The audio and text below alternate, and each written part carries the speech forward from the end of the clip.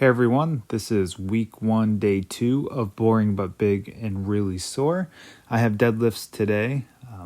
I did warm up with jumps and throws like I did on my overhead press day. I just didn't think you needed to see that again. I am going to go ahead and use figure 8 straps for everything because my forearms are really tender.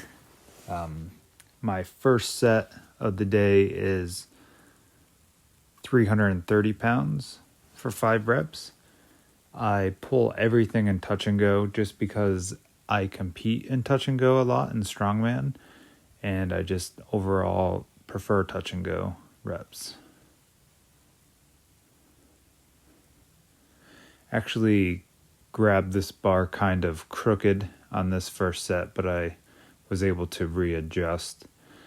I haven't pulled from the ground in what seems like quite a while, and I actually haven't used a regular barbell for deadlifts in months, most likely, because I was training for axle deadlifts for a while. Here's my second set. I get a much better grip on the bar. This is 380 for 5.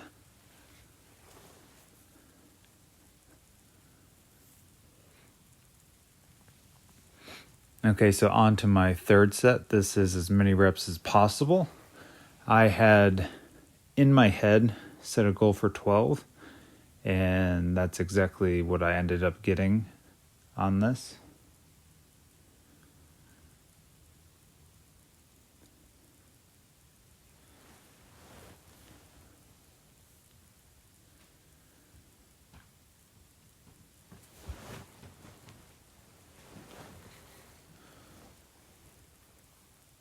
These last few were definitely grinders, but I had already had that 12 set in my mind and needed to finish it. Just like the overhead press day, I actually supersetted 10 reps of ab wheel with every set of my heavy deadlifts. I just didn't show the first 2 sets. They were actually a lot easier today than they were 2 days ago, so that's good. I think the initial shock of doing core for the first time, it was just hard to come back to, but these were a lot more smoother.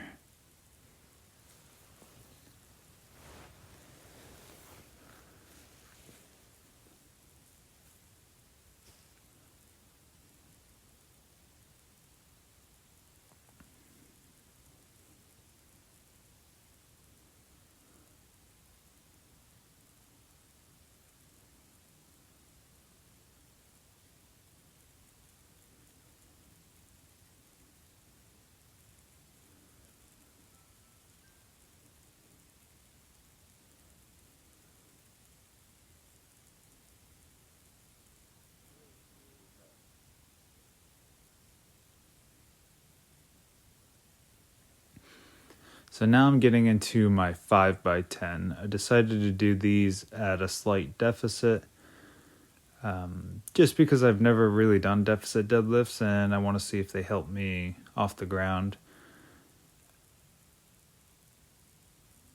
It feels super light, which I mean it should. It's only 250 pounds, but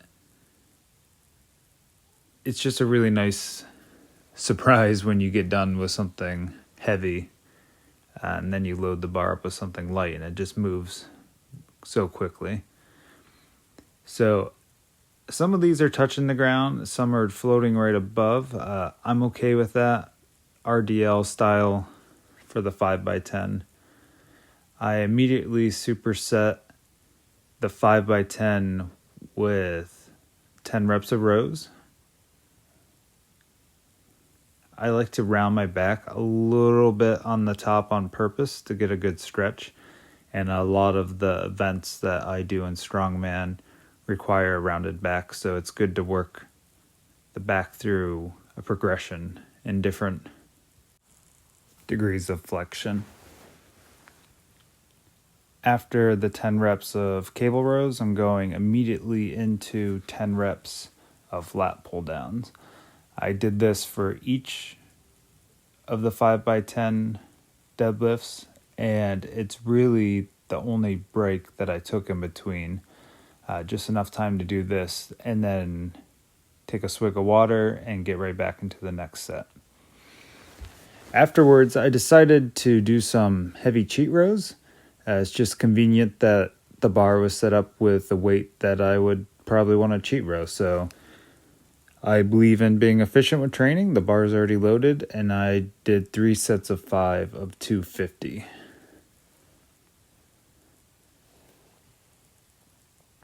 So here's where the pain starts. This is a conditioning cycle. It's a very basic idea. I did 20 reps of front squat into 18 reps of back squat into 16 reps of deadlift and then 14 reps of keg clean and press.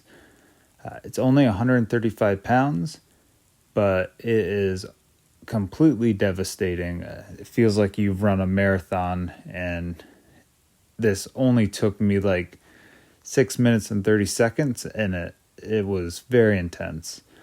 I'm probably not hitting depth on a lot of these squats, mostly because my lower back is really tender right now, and not from the deadlifts. It's from the sandbags from the other day. They always seem to get my lower back.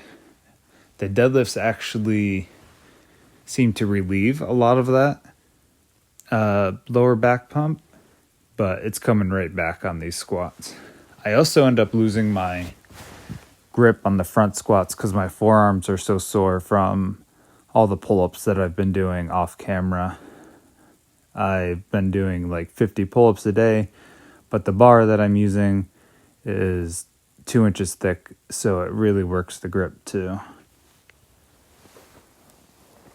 I haven't back squatted since I broke my leg in June, so these were actually really awkward. It's like I almost forgot how to do it. Depth was weird. I got uncomfortable with the bar on my back, and I had to readjust at one point.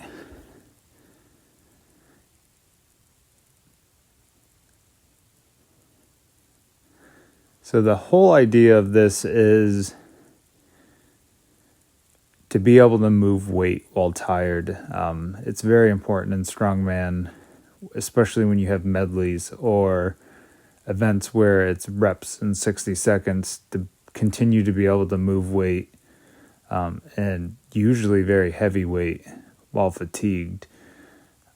I'm going to work this conditioning cycle in a progression that slowly adds both weight and reps. So the other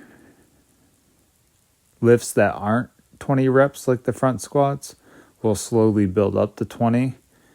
And the end goal would be to have front squat, back squat, and deadlift, and the keg clean and press all for 20 reps. And also at the end of it, have the weight increased to 225 for each of them. So nice and slow. I'm in no rush.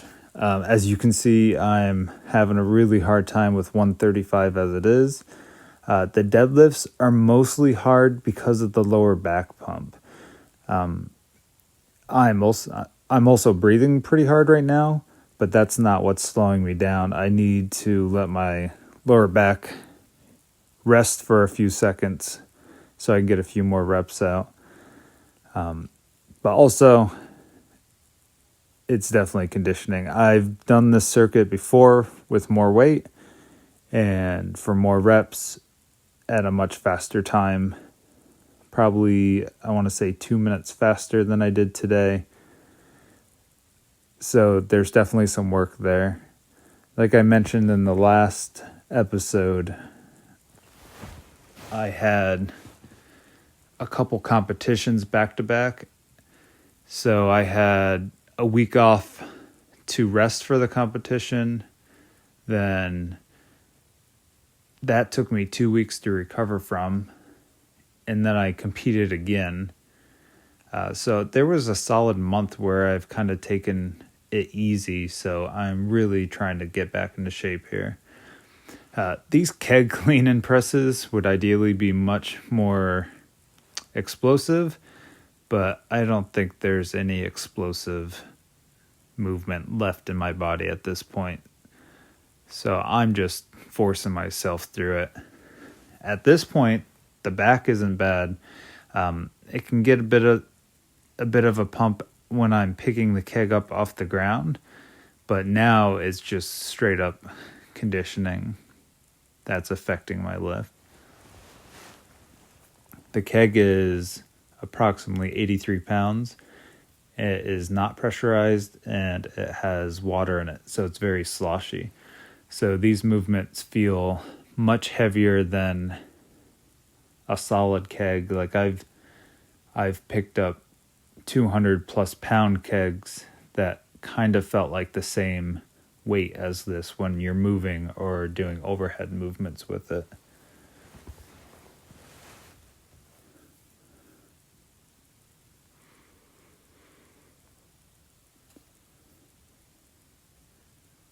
At some point here, I definitely lost count, but I believe that when I watched it back, I did the 20 reps, 18, 16, and 14 perfectly.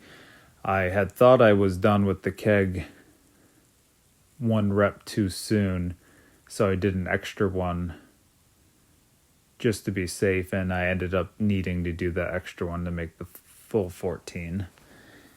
If it's hard to count on a regular set, it is completely horrible to count when you're this exhausted. You're just thinking about finishing. Here I've trying to figure out how to use my other hand for a little bit of a break. And that's actually when I lost count. But like I said, I figured it out in the end.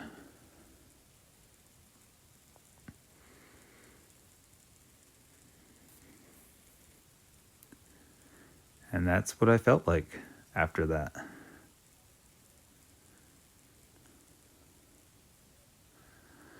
So I didn't plan on these, but I saw this attachment, and I think it's definitely a movement that I'm going to keep at the end of this day. It doesn't take up much time. I have a lot of time on this day. I finished with at least 30 plus minutes to spare. So this would be great to just get a little bit of blood flow and recovery to the hamstring. Plus, I don't do leg curls very often, so this would just be a nice additional stimulus that I'm not used to. I did end up trying to do leg extensions with it as well. It just didn't quite work out. I'm going to keep messing with this. Maybe try it on a bench instead of the ground and make the cable a little bit higher. I do know I could not do much weight. I was surprised because on a hamstring curl machine, I tend to do a lot more weight than this.